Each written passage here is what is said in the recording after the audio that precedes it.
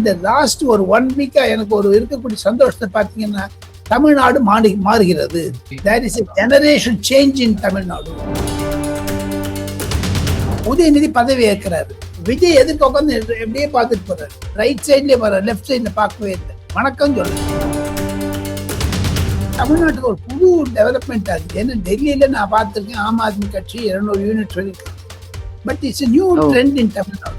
இனிமேல் நீங்க வந்து திமுகல இருந்து உதயநிதி கிட்ட நிறைய எதிர்பார்ப்புகளை எதிர்ப்பு நெகட்டிவ் இம்ப்ரெஷன் பார்க்கலாம். அதுக்கு கூட இந்த 200 யூனிட் தான். முதலமைச்சர் விஜயனுடைய ஒரு அழிக்கைக்கு கன்ஃபியூஷன் உண்டாக்கியது செந்தில் பாலாஜி. சப்போஸ் விஜய் வந்து தும்பினார்னு வச்சுங்க, அது கூட காமெண்ட் அடிப்பாங்க. மு.க. ஸ்டாலின் ஆகட்டும், உதயநிதி ஸ்டாலின் ஆகட்டும், அவன் வந்து விஜய சீஃப் மினிஸ்டர் ரெகக்னைஸ் பண்ணதேங்கிறது அர்த்தம். பி.வி. நரசிம்மராவ் மாதிரி பாக்குறேம்மா. ஏன்னா பி.வி. நரசிம்மராவுக்கு வந்து மைனாரிட்டி கவர்மெண்ட் ரன் பண்ணாரு. நான் மூட் வித் வெரி க்ளோஸ். அதே மாதிரி அடல் பிஹாரி வாஜ்பாய். ஆனா போக போக இவர் வந்து ரொம்ப ஸ்ட்ராங் ஆயிட்டாரு. இன்னொரு 15 வருஷத்துக்கு வராது அசைக்க முடியாது யாரையும். கலர் கண்ணாடி நேயர்களுக்கு வணக்கம். இன்று நம்மோடு இணைந்திருப்பவர் மூத்த பத்திரிகையாளர் டெல்லி ராஜகோபாலன் சார். வணக்கம் சார். சார் பயங்கர ஹாப்பியா இருக்கீங்க சார். விஜய் அவர்கள் வந்து முதலமைச்சர் விஜயாக இருக்கார் இப்போ. How happy you are? அவரோட ஸ்பீச் கேட்டீங்களா? எப்படி இருந்தது? ஸ்பீச்சை தவிர எனக்கு என்ன, கலர் கண்ணாடி நேயர்களுக்கு ஒரு புதியதாக தகவலை டெல்லியிலிருந்து நான் சொல்ல ஆசைப்படுகிறேன். துடிக்கிறேன். ஒன்று நிச்சயம்.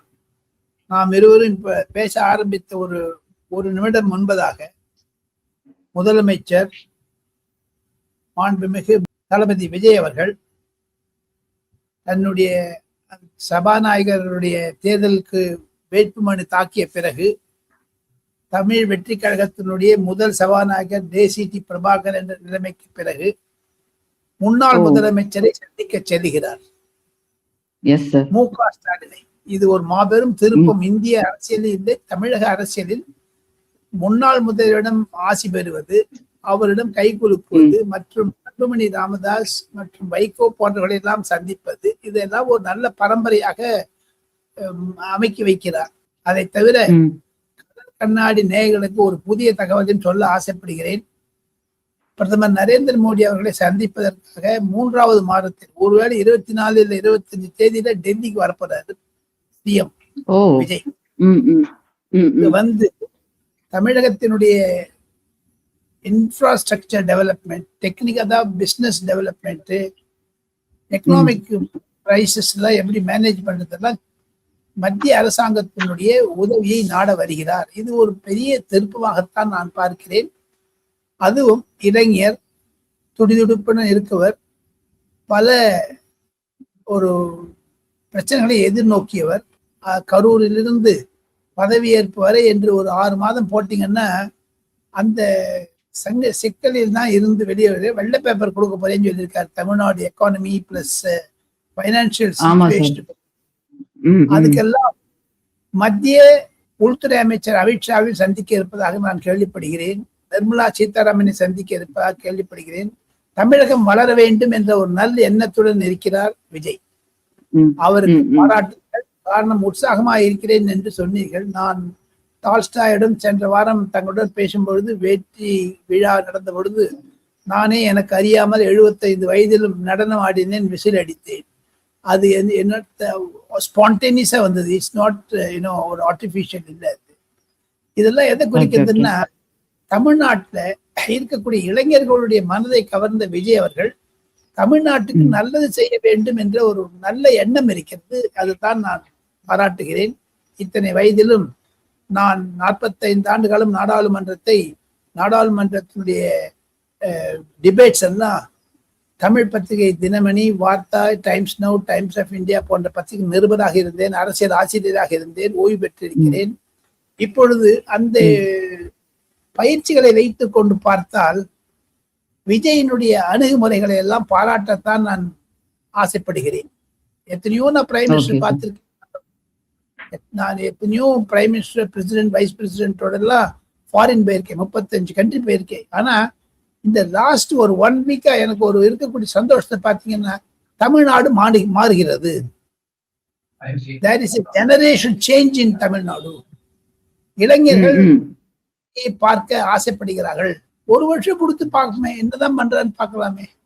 அதை தவிர ஒரு முக்கியமான கருத்தை கலர் கண்ணாடி நேயர்களுக்கு சொல்ல வேண்டும் என்றால், நான் ஒரு பிராமணன், நான் நெத்திலே போட்டு அவர்களுக்கு நன்றி தெரிவிக்க வேண்டும். காரணம், 2 பிராமணருக்கு சீட்டு கொடுத்து ஒரு பிராமணரை மந்திரி ஆக்கியிருக்காரு. It's a great achievement in Dravidian politics.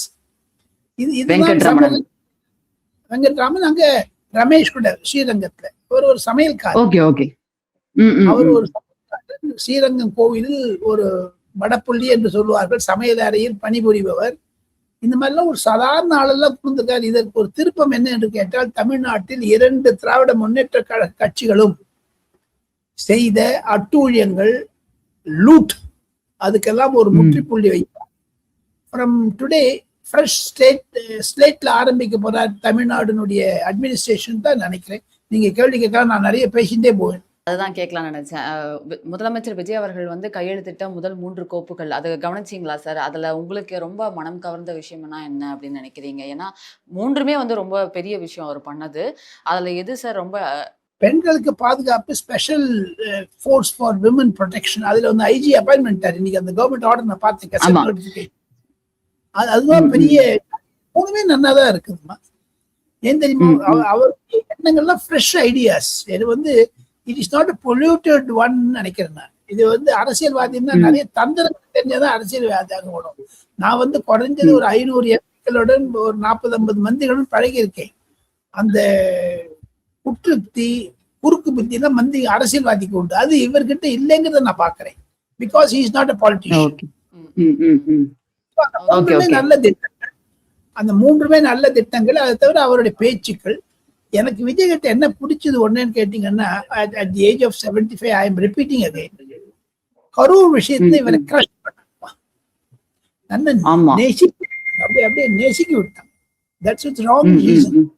அன்னிலேருந்து கொஞ்சம் ஒரு மாசம் வாயமூடி இருந்தார் பாருங்க. ஆமா, ஜட்ஜ்மெண்ட் வர மட்டும் இவர் எஸ்ஐடி போட்டாங்க, சிபிஐ போட்டாங்க. அதே மாதிரி வெற்றி அடைந்த பிறகு, கையில் கனியை பெற்ற பிறகு 4 நாள் ஆளுநர் கொடுத்த ஒரு சில பிரச்சனைகள், அது ஆளுநர் பிரச்சனை என்று சொல்ல முடியாது. அவருக்கு சட்ட ரீதியாக கேட்கிறார். சட்டத்தை என்ன, நாளைக்கு சுப்ரீம் கோர்ட்ல கேஸ் போட்டுனா அதுக்கெல்லாம் பதில் பேசிட்டாரு. அது நடுவில் இந்த காங்கிரஸ் அதெல்லாம் விட்டுருங்க. அந்த 4 நாள் இருப்பாங்க, 4 times he went to ராஜ்பவன்லாம் இருப்பாங்க. கரூர் சம்பவத்துக்கு பெரிய ஒரு சிக்கலான சமயம். அதுல வாயை திறக்காத கண்டிப்பா நான் வந்து பாக்குறேன். ஒரு டீப் பர்சனா தான் நான் பாக்குறேன். வெரி வெரி சென்சிட்டிவ், டீப், ஒரு பைட்டா காமா இருக்காரு பாருங்க. எந்த இதையும் அசஞ்சு அப்படி தெற்காகல. முன்கோபி எந்த ஒரு விஷயத்தையுமே வந்து ஒரு பொறுமையா அணுகிறாரு. அது ஒரு தலைமை பண்பு அப்படின்னே சொல்லலாம். அதுக்கு தமிழ் என்ன சொல்றாங்க, முன்கோபின்னு டட்டுன்னு பண்றது. அந்த முன்கோபம் வரல பாருங்க. இதெல்லாம் ஒரு அவங்க தந்தையார் தாய்க்கு கொடுக்க வேண்டிய சிறப்பு அம்சங்கள் என்று தான் நான் கருதுகிறேன். அதையும் தவிர சீஃப் மினிஸ்டர் ஆனாங்கிறதுக்கு செகண்ட்ல ஏன் தெரியுமோ, தேர் இஸ் a கம்பேரிசன். அவர் வந்து வறுமைன்னா என்னன்னு தெரியும், பசின்னா என்ன தெரியும். I was really emotional.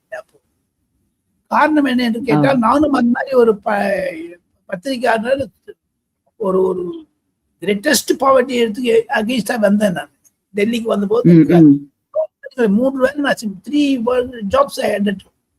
இன்னைக்கு ஒரு பெரிய இடத்துல இருக்கேன்னா அது வந்து எப்படி விஜய் சொல்றாரோ அவங்க அப்பா அம்மானுடைய ஆசை, அது மாதிரிதான். ஸோ அதுதான் என்ன அட்ராக்ட் பண்ணிட்டு போர்வி. Yes sir. நேற்று பதவியேற்பு விழாவில் ஒரு சர்ச்சையும் எல்லாருமே சொன்னாங்க. தேசிய கீதம் 2ஆவதா பாடப்பட்டது, 3ஆவதா தமிழ் தாய் வாழ்த்து பாடப்பட்டது அப்படின்னு சொன்னாங்க. புரோட்டோகால் படி அது சரிதான். ஆனால் ஏன் இந்த விமர்சனம் வந்து விஜய்னா மட்டும் வருது அப்படின்னு நினைக்கிறீங்க சார்? ஏன்னா நேற்று எல்லாமே கரெக்டாக தான் போச்சு. அப்படி இருக்கும்போது நிறைய பேர் வந்து கண்டனம் தெரிவிச்சாங்க அதற்கு. அது எப்படி சார் பாக்குறீங்க? விஜய் பதவி ஏற்றுடைய பிஜேபியில சேர்ந்துட்டாங்க, அவர் வந்து வந்தே மாதரம் பாடக்கூடாது. இந்தியாவில தான் இருக்குங்க தமிழ்நாடு. இந்த தமிழ்நாடு தானே அவர் முதலமைச்சர். பாகிஸ்தான்ல ஒண்ணு இங்க ஸ்ரீலங்கால. இதெல்லாம் வேண்டுமென்றே தெரியும். திமுகவுடைய ஈகோ சிஸ்டம் கலப்பி வருது. எது இருந்தாலும் அதுக்கு முற்றுப்புள்ளி வைத்து விட்டார் ஆதவ் அர்ஜுனா நேற்று. ஆனால் இது மாதிரியான சர்ச்சைகளை திமுக பிரதிதினம் விஜய்க்கு கொடுக்கும்.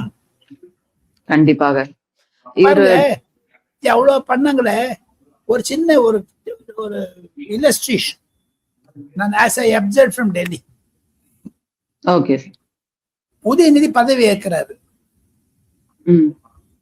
விஜய் எதுக்கு உட்காந்து எப்படியே பார்த்துட்டு போறாரு, ரைட் சைட்லயே போறாரு, லெஃப்ட் சைட்ல பார்க்கவே இல்லை, வணக்கம் சொல்லல, ஒரு மரியாதை. 1.5 கோடி பேர் போட்டிருக்காங்க, அதெல்லாம் மரியாதை இல்லாத ஒரு வித்தவுட் அக்னாலஜிங் இஸ் பிரசன்ஸ் திரும்பி போயிட்டாரு.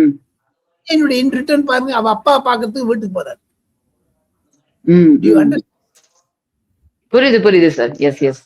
மகனுக்கு இருக்கக்கூடிய காழ்ப்புணர்ச்சி அப்பாவிடம் போய் நிச்சயம் பப்ளிக்ல நோட் பண்ணுவாங்கம்மா. நோட் பண்றாங்களோ இல்லையோ, நான் கலர் நோட் பண்ணுவாங்க. அது உங்களுடைய டெக்னிக்கல் டீம் இருந்து அந்த போட்டோ போட்டு காமிங்க தயவு செய்து. இந்த முட்டா பசங்களுக்கு மனசுல ஆல்ரெடி காலையிலே போட்டுட்டாங்க சார். எல்லாருமே திமுக நிர்வாகிகள் நிறைய பேர் வந்து அந்த மாதிரி முகத்தை காட்டினதை வந்து வணக்கம் வைக்காம போயிருக்காங்க முதலமைச்சர் விஜய் அவர்களுக்கு. அதை எடுத்து போட்டுட்டு தான் இருக்காங்க சார். காலையில இருந்து அதை நிறைய பேர் போட்டுட்டு இருக்காங்க. இப்போ ஒண்ணு எனக்கு வந்து அவர் முதலமைச்சர்மா, அவர் என்ன சொல்லட்டும், நேத்து மட்டும் ஸ்டாலின் முதலமைச்சரா இருந்தார். You have to respect that seat, the power seat, not the individual. நாளைக்கு பூவிழி சீஃப் மினிஸ்டர் ஆகலாம், மினிஸ்டர் ஆகலாம், இந்த தாவேகா வந்துட்ட மாதிரி யார் ஒன்றும் எது ஒன்றும் ஆகலாம், திமுக ஆக முடியாது. டைனாஸ்டி, அது வந்து குடும்ப சொத்து. அதுதான் மன்னர் ஆட்சின்னு பாருங்க. அது மன்னர் ஆட்சி இல்லை, மக்கள் ஆட்சி தமிழ்நாட்டுல. அந்த பவர் சென்டரே நான் தான், என் தலைமையில் இருக்கிற ஆட்சி அப்படி இருக்கும், என் கூட இருக்கவங்களுக்கு மேலேயே நான் நடவடிக்கை எடுப்பேன் அப்படிங்கிற மாதிரிலாம் சொல்லியிருந்தாரு. தப்பு பண்ணா என் கூட இருக்கவர் மேலேயே நடவடிக்கை எடுப்பேன் அப்படின்ற மாதிரி சொல்லியிருந்தாரு. அதை எப்படி பாக்குறீங்க சார்? அது வந்து if you read in between the lines, நீங்க வந்து what do you make it out? Tell me. நீங்க சொல்லுங்க, பூழி என்ன நீங்க சொல்லுங்க, நான் என்னுடைய விளக்கத்தை சொல்றேன், நம்ம நேயர்களுக்கு புரிஞ்சுக்கிறோம். அது ஏன் சொன்னார் அவரு? இதுக்கு முன்னாடி இருந்த கடந்த ஆட்சிகள்ல பவர் சென்டர் 2 3 இருந்தது, இப்ப அந்த மாதிரி கிடையாது, நான் 1 தான் அப்படிங்கிற மாதிரி சொல்லியிருக்காரு சார். 5 சொன்னாரு ஒரு மீட்டிங்ல. இவர் சொல்லிருக்காரு, எடப்பாடி பழனிசாமி சொல்லியிருக்காங்க, துர்கா ஸ்டாலின் 5 பேர் வரிசையா சொல்லிட்டாரு. உதயநிதி, சபரீசன், அப்புறம் என்ன இன்பநிதி, எல்லாமே சொல்லிட்டாரு பாருங்க. ஆமா ஆமா. Five centres. ஆனா இப்ப சொல்லிட்டேன் நான் ஒருத்தன் தான். அது ஒரு கண்ட்ரோல் இருக்கு, தெரிஞ்சுக்கணும். Okay sir. அடுத்து நேற்று இபி பில் வந்து ஒரு இஷ்யூ ஆச்சுல்ல சார். நேற்று 200 யூனிட்ஸ் அப்படிங்கறத வந்து ஃப்ரீயா வழங்குறேன் அப்படின்றது வந்து ஒரு இஷ்யூவா பேசினாங்கல்ல சார் திமுக சைட்ல இருந்து. அதை எப்படி பாக்குறீங்க? ஏன்னா 500 யூனிட்ஸ்ல வந்து 200 யூனிட்ஸ் வந்து நான் ஃப்ரீயா தரேன், 500 யூனிட்ஸ்க்குள்ள யூஸ் பண்ணா, 500 யூனிட்ஸ்க்கு மேல யூஸ் பண்றவங்களுக்கு 100 யூனிட்ஸ் இலவசம் அப்படின்ற மாதிரி சொல்லியிருந்தாரு சார். கொடுத்த வாக்குறுதி வேற, செயல்படுறது வேறையா அப்படிங்கிறது திமுக சைட்ல இருந்து ஒரு விமர்சனமா வச்சாங்க சார். அதை எப்படி பாக்குறீங்க? இது வந்து தமிழ்நாட்டுக்கு ஒரு புது டெவலப்மெண்ட் ஆகுது. ஏன்னா டெல்லியில நான் பார்த்திருக்கேன், ஆம் ஆத்மி கட்சி 200 யூனிட் சொல்லியிருக்காங்க. பட் இட்ஸ் நியூ ட்ரெண்ட் இன் தமிழ்நாடு. அதனால திமுக வந்து சப்போஸ் விஜய் வந்து தும்பினார்னு வச்சுங்க, அது கூட காமெண்ட் அடிப்பாங்க. இனிமேல் நீங்க வந்து திமுகல இருந்து உதயநிதி கிட்ட நிறைய எதிர்பார்ப்புகளை, எதிர்ப்பு, நெகட்டிவ் இம்ப்ரெஷன் பார்க்கலாம். அதுக்கு கூட இந்த 200 யூனிட் அதுதான் அந்த போட்டது. இந்த கன்ஃபியூஷனை உண்டாக்கினது முதலமைச்சர் விஜயனுடைய ஒரு அழுக்கைக்கு கன்ஃபியூஷனை உண்டாக்கியது செந்தில் பாலாஜி. அவர் தான் ஸ்டேட்மெண்ட் கொடுத்தாரு, அவர் தான் கன்ஃபியூஸ் பண்ணாரு. Because he was electricity minister ATM. But அவருக்கு தெரிஞ்சும் தெரியாத ஆக்ட் பண்ணாரு. Okay okay sir. நேத்து எக்ஸ் முதலமைச்சர் மு.க. ஸ்டாலின் அவர்கள் வந்து ஒரு ட்வீட் போட்டிருந்தாரு. அந்த ட்வீட்ல வந்து இப்ப இருக்கிற முதலமைச்சருக்கு வாழ்த்துக்கள்னு சொல்லி அவர் டேக் பண்ணது பாத்தீங்களா சார்? ஆக்டர் விஜய் அப்படின்ற அந்த ஐடியா டேக் பண்ணியிருந்தாரு. இப்ப வந்து அரசியல் சார்ந்து விஜய் அவர்கள் பேசுற விஷயம் எல்லாத்தையுமே டிவிகே விஜய் அதை தான் வந்து டேக் பண்றாங்க எல்லாமே. அப்படி இருக்கும்போது எக்ஸ் முதலமைச்சர் வந்து ஆக்டர் விஜய் அப்படிங்கிற டேக் பண்ணியிருக்காரு. உதயநிதி ஸ்டாலின் அவருமே வந்து முதலமைச்சர் விஜய் டேக் பண்ணும்போது ஆக்டர் விஜய்ன்றதான் டேக் பண்றாங்க. இது ஏன் இந்த மாதிரி பண்றாங்க சார்? அவங்க சைட்ல இருந்து இன்னுமே நான் அப்படிதான் பாக்குறேன் அப்படிங்கிற மாதிரி ஒரு தோரணையை கொண்டு வராங்களா? எதற்காக அப்படி பண்றாங்க சார்? அதுக்கு ஒரு சின்ன விளக்கம். சிஎம்ஓ தமிழ்நாடுன்னு ஒரு யூடியூப் இது சாரி இருக்கிறத அவர் ரிவைவ் பண்ணி, அது MK Stalin or Udhayanidhi Stalin should have tagged CMO, not actor Vijay. அது என்ன இது வரைக்கும் மு.க. ஸ்டாலின் ஆகட்டும், உதயநிதி ஸ்டாலின் ஆகட்டும், அவன் வந்து விஜயை சீஃப் மினிஸ்டர் ரெகக்னைஸ் பண்ணலைங்கிறது அர்த்தம். என்ன ஆக்டர் போறது வந்து ஒரு சிறுபிள்ளைத்தனம், சைல்டிஷ் ஆக்ட். ஓகே ஓகே ஏன்னா அவர் சீஃப் மினிஸ்டர் ஆயிட்டாரு. இன்னைக்கும் நாளைக்கு எதுவாக இருந்தாலும் அவர் தான் சீஃப் மினிஸ்டர். கான்ஸ்டியூஷன் பிரகாரம் 1.25 கோடி பேர் எலெக்ட் பண்ணிருக்காங்க அவுட் ஆஃப் 3 crores. அது மரியாதை தர வேண்டாமா? அதுதான் அவங்க சொன்னாரு, தீய சக்தி தூய சக்தி, மலை power. S sir, yes sir. இப்போ தொல் திருமாவளவன் அவர்கள் வந்து இதற்கான தமிழ்தாய் வாழ்த்து பாடுறதுக்கான கண்டனம் தெரிவிச்சிருந்தாரு. அது போக அவர் இன்னொரு விஷயம் பேசியிருந்தாரு பிடிஐல. இந்தியா அலைன்ஸ்ல வந்து திமுக விலகின மாதிரியும் எம்பி பாராளுமன்றத்தில் உட்காராங்கல்ல சார், அந்த இருக்கைகளை மாற்றி அமைக்க சொல்லி கனிமொழி சொல்லியிருந்தாங்க இல்லையா? அப்படி இருக்கும்போது திமுக வந்து இந்தியா அலையன்ஸ்ல இருந்து விலகிற மாதிரி அவர் சொல்லியிருந்தாரு. அப்படி இருக்கும்போது டிவிக்கு அதுல ஜாயின் ஆகிற வாய்ப்புகள் இருக்குமா சார் இந்தியா அலையன்ஸ்ல? உடனே பண்ண மாட்டாங்கம்மா, உடனே பண்ண மாட்டாங்க. ஏன்னா அது ராகுல் காந்தி இப்போ திமுக அதுலேருந்து வந்த உடனேயும் ராகுல் காந்திக்கு ஏற்ற மாதிரி அவர் போவாராங்கிறத வெயிட் பண்ணி பார்க்கணும். எனக்கே சில அரசியல் ரீதியாக இன்று அதிமுக பிளவுபட்டு 17 பேர் எடப்பாடி பழனிசாமி எலெக்ட் பண்ணிக்காங்க, 30 பேர் தான் வேலுமணி பக்கம் வந்துட்டாங்க.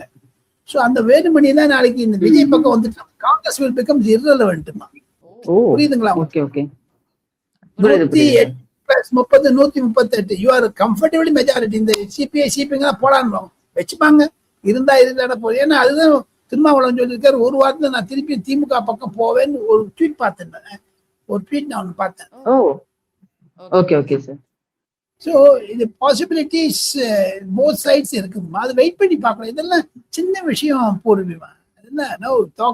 தமிழ்நாடு டெவலப்மெண்ட் அடுத்த ஒரு 2 வருஷத்துல என்ன பண்ண போறாரு தமிழ்நாட்டுக்கு? அது விஜய் வந்து after assuming office as chief minister ஒரு முக்கியமான பாயிண்ட் அவர் சொன்னாரு, தமிழ்நாட்டுக்கு யார் உதவி செய்தாலும், தமிழ்நாட்டுக்கு யார் முன்னாடி வந்தாலும் நான் டிரான்ஸ்பரண்டா இருப்பேன். இங்க சொல்றத அங்க சொல்ல மாட்டேன், அங்க டிரான்ஸ்பரண்டா இருப்பேன் அப்படின்னு. காரணம் பக்கத்தை ராகுல் காந்தியை வச்சு சொன்னாரு, ஸ்டாலின் வச்சு சொன்னாரு, நான் பிரைம் மினிஸ்டர் பார்க்க போலேன்னா எக்கனாமிக் டெவலப்மெண்ட் தமிழ்நாட்டுக்கு அவர் பணம் கொடுத்தாருன்னா நான் நிச்சயம் சேலரிப்பேங்கிற மாதிரி தான் இண்டிகேட் பண்ணாரு. மன்னர் ஆட்சின்னு சொன்னது சொன்னாரு, உதயநிதி ஸ்டாலின் சொன்ன பிறகு பக்கத்துல ராகுல் காந்தி வச்சு சொல்லியிருக்காரு. So therefore he is able to split between ராகுல் காந்தி அண்ட் உதயநிதி தான் நான் பாக்குறேன். என்னுடைய கருத்துல இருக்குமா? அது ஒவ்வொருத்தருக்கும் ஒரு கோணல்ல என்னுடைய ஆங்கிள் வந்து இது. Okay sir. விஜய் அவர்கள் வந்து இப்போ எந்த இலாக்கா எந்த துறையை வந்து தேர்ந்தெடுப்பாங்க அப்படின்னு நினைக்கிறீங்க சார்? அவருக்கான துறையா எதை தேர்ந்தெடுப்பாரு அப்படின்னு நீங்க அசியூம் பண்றீங்க? ஹோம் கையில வச்சுப்பாரு, ஹோம் உள்துறை கையில வச்சுப்பாரு, ஐஏஎஸ் ஐபிஎஸ் ஆபீசர் டிரான்ஸ்ஃபர்லாம் கையில வச்சுப்பாரு. எனக்கு கிடைக்கக்கூடிய தகவல்கள் ஒரு மாசத்துக்கு ஒரு தடவை ஒவ்வொரு டிஸ்ட்ரிக்ட் போறான்னு நான் கேள்விப்பட்டேன். ஸோ therefore அவருடைய ப்ரோக்ராம்லாம் இனிமேல் வெயிட் பண்ணி வாட்ச், உடனே பார்க்க முடியாது, ஜாக்கிரதையா இருக்கணும். அவருக்கு எதிர்நோக்கக்கூடிய பிரச்சனைகள் அதிகமாக இருக்கும். இன்று அவருக்கு என்எஸ்ஜி பாதுகாப்பு இருக்கிறார்கள் மத்திய அரசாங்கத்தில், கருப்பு பூனை, அதெல்லாம் வச்சு பாத்தீங்கன்னா அவருடைய life is very much in danger. He has to be protecting himself. நிறைய போலீஸ்காரங்க இருக்காங்க. அது தவிர அரசியல் ரீதியாக அவர் பார்க்க போனான்னா அந்த ஒயிட் பேப்பர் நான் சொன்னேன் போன வாட்டி டால்ஸ்டாய் கிட்ட வந்து மத்தியில கொடுத்த நிதி 10 லட்சம் கோடி நக்கிட்டு போயிட்டாங்களே அப்படி திமுக. அது ஒரு தப்பு தமாச்சாரு. அதெல்லாம் ரிவைவ் பண்ணணும். எப்படி பண்ண போறான்னு தெரியல. அதை தவிர காங்கிரஸுக்கு கம்யூனிஸ்டுக்கு எல்லாம் பதவி தருவாரா தரமாட்டாரா? அவுட் சைட் சப்போர்ட் சொல்றாங்க. அவருக்கு இருக்கக்கூடிய ஒரு பாதுகாப்பு அதிகரிக்கப்பட்ட விட்ட புதுடெல்லி இருந்து பாதுகாப்பு அதிகப்பட்டாலும், தமிழக போலீசார் செயல்பட்டாலும், நான் கேள்விப்படுகிறேன் அடுத்த வாரம் கரூர்ல போய் 41 ஃபேமிலி போய் பார்க்க போறாரு. That's a greatest gesture. நீங்க வந்து ஸ்டாலினை பார்க்கறத விட வைகோவை பார்க்கறத விட 41 பேர் உயிர் இழந்திருக்காங்களா, அவங்களவே பார்த்தாங்கன்னா ஒரு பெரிய மரியாதை. இதெல்லாம் ஒரு பப்ளிக் அஃபெக்ஷன் வருங்க, பப்ளிக்ல ஒரு சிம்பத்தி வருங்க. ஏன் நல்லா பண்றாரு அப்படின்னு அவர்கள் நீடிக்கமா செய்ய வேண்டும். இதுதான் நான் சொன்னேன். இவரை நான் வந்து பிவி நரசிம்மராவ் மாதிரி பாக்குறேம்மா. ஏன்னா பிவி நரசிம்மராவுக்கு வந்து மைனாரிட்டி கவர்மெண்ட் ரன் பண்ணாரு. நான் ஐ move with him very close. அதே மாதிரி அடல் பிஹாரி வாஜ்பாய். ஆனா போக போக இவர் வந்து ரொம்ப ஸ்ட்ராங் ஆயிட்டான்னு இன்னொரு 15 வருஷத்துக்கு வராது அசைக்க முடியாது யாரையும். கண்டிப்பா சார், அததான் எல்லாருமே எதிர்பார்க்கறாங்க. அது இந்த மாதிரி அரசாங்கம் தமிழ்நாட்டுக்கு வந்தது ஒரு ஜெனரேஷன் சேஞ்சை தவிர Tamil Nadu politics is taking a new turn. அதாவது டிஎம்கே ஏடிஎம்கே போத் டுகெதர். எப்படி டிஎம்கே வந்து ஏடிஎம்கே வந்து ஒண்ணு சின்ன பின்னமா ஆயிடுச்சோ, நீங்க எழுதி வச்சுங்கம்மா கலர் கண்ணாடி நேயர்களுக்கு. இதே விஜய் மூலமாக, முதலமைச்சர் விஜய் மூலமாக அடுத்த வரக்கூடிய 6 மாதத்திலிருந்து அடுத்து வரக்கூடிய 1 வருடத்திற்குள், அதாவது 2027 ஏப்ரல் எப்படி திமுக அதிமுக அவல நிலையில் இருந்ததோ அதே மாதிரி திமுகவும் அவல நிலையில் இருக்கும் என்பதுதான் என்னுடைய கருத்து. ஆமா சார், அந்த மாதிரிதான் நிலைமை இப்ப போயிட்டு இருக்க மாதிரி தெரியுது. ரொம்ப இப்ப direct fight is Udhayanidhi and Stalin, அவ்வளவுதான். தமிழ்நாடு அரசியல் பாத்தீங்கன்னா அது ஐபால். Yes sir. இன்னைக்கு உதயநிதியினுடைய பிஹேவியரை பாத்தீங்கன்னாலே, அந்த விஜயனுடைய பிஹேவியரை பாத்தீங்கன்னாலே you can forecast what's going to happen. Yes sir, yes sir, yes sir. எங்களுக்கு தேவையான தகவல் கொடுத்ததுக்கு ரொம்ப நன்றி சார். தேங்க்யூ. Thank you.